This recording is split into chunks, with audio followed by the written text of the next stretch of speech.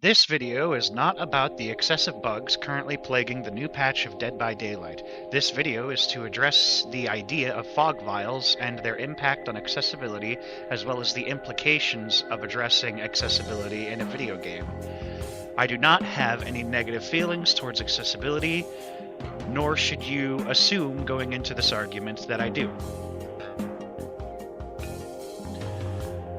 Let's start with the obvious. Why are fog vials in the game? Now, you'd think that this is obvious, given the idea that they've been testing them for about 2 years now. But there are a lot of people who see this introduction of a new survivor item as needless and rushed. And it kind of is. It kind of is rushed. It's rushed in the idea of its development. They haven't actually been working on it for 2 years. They've been testing the player's reaction to it for 2 years. These have been needed in Dead by Daylight for a long time now, and if you don't believe me, there are a lot of posts on the Dead by Daylight Reddit and forums asking for a new way for survivors to interact with the game, a new mechanic, a new dynamic. The game is suffering from some level of stagnation on the survivor side because the role has remained the same for quite some time. Why fog vials have been chosen is for a multitude of reasons, and this is one of them. Another reason given is they need new ways to create perks and powers and interactions without stepping on the toes of more existing perks and without creating more metas based on stacking. Now, what do I mean by metas based on stacking? Look no further than the current healing meta. Orella Rose, which is the newest survivor, was introduced with 3 perks, 2 of which I believe have to do with protection or healing. The third is that locker perk where you get out of a locker and you scream and it tells you where the killer is or something. I don't really know. I don't really care. Nobody uses it. So moving on. This video is also not about that.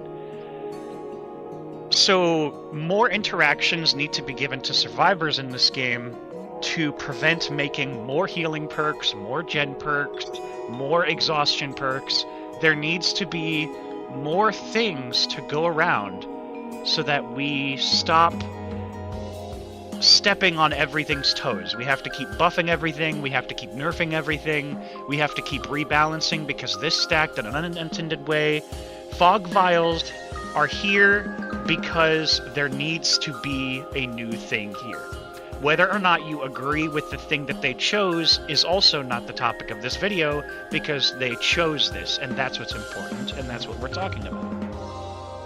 There are a lot of people who see this as an accessibility issue, because fog vials, when used, emit a large fart cloud of the entities that both obscure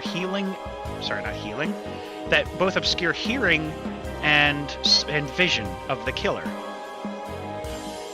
A lot of people are calling accessibility issues, it's disorienting. What about people with visual impairments or hearing impairments? Won't this make the game harder on them? And yes, it will. But I want to sort of go down an avenue of an unpopular opinion for this one. Accessibility is not important to behavior, and accessibility is not coming first in most of their decisions.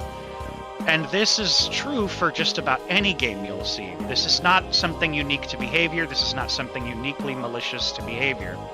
Despite everything they preach, and despite the small gestures that they have implemented, like in the recent Developer Ask Me Anything where they mentioned aura color changes are coming in a future update sometime soon, these are all small gestures. These are things that cost very little money to develop, and they help build brownie points with the player base on the guise of accessibility, whereas larger issues revolving around accessibility go largely ignored, either because not enough people care, or because it would cost more money to fix than it is costing them to ignore.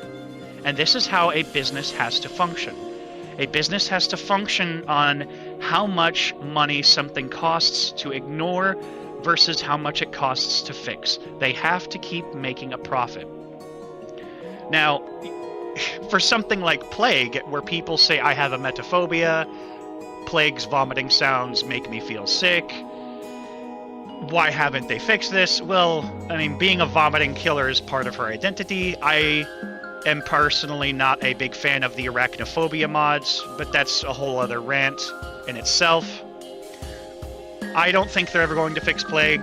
Fix, in quotations. But the point here is that accessibility is not actually the priority. And at some point, you also have to expect that a lot of these mechanics are meant to impair you. Not everything can and should be accessible to everyone. And I've held this stance for a long time.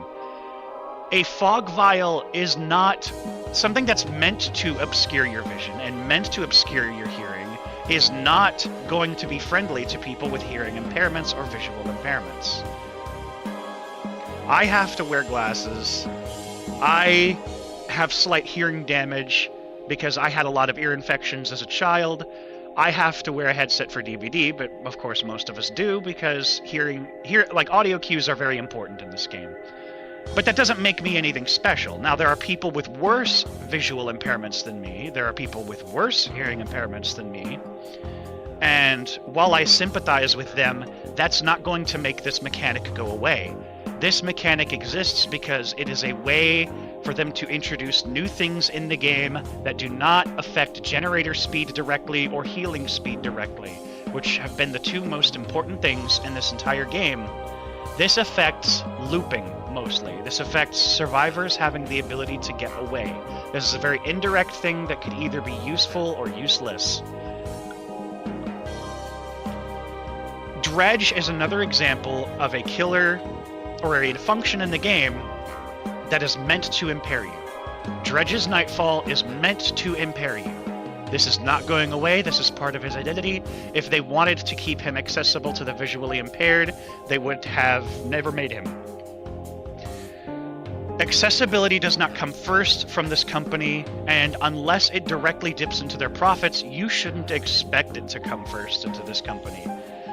Do I think that's the way it should be? Not necessarily. But what I think it should be isn't going to matter jack shit to behavior unless I'm actively stealing from them.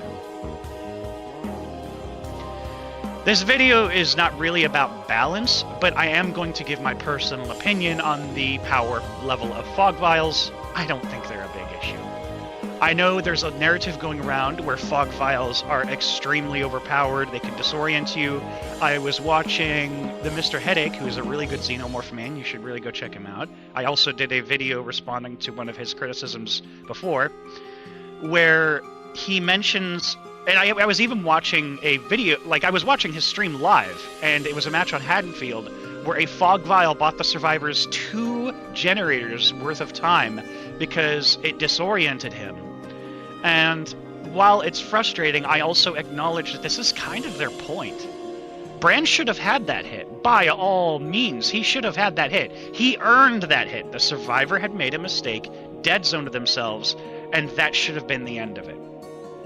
Is that fair? Does that feel fair to Brand? No. Is it frustrating? Yes. Does it feel good to the survivor, though? Probably.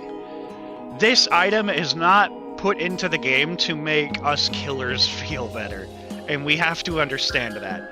There are also a lot of survivors who don't like the introduction of fog vials, either because of accessibility reasons or because they feel it's useless, or because they feel it's not as impactful as medkits and toolboxes. They'd be right. But it is what it is.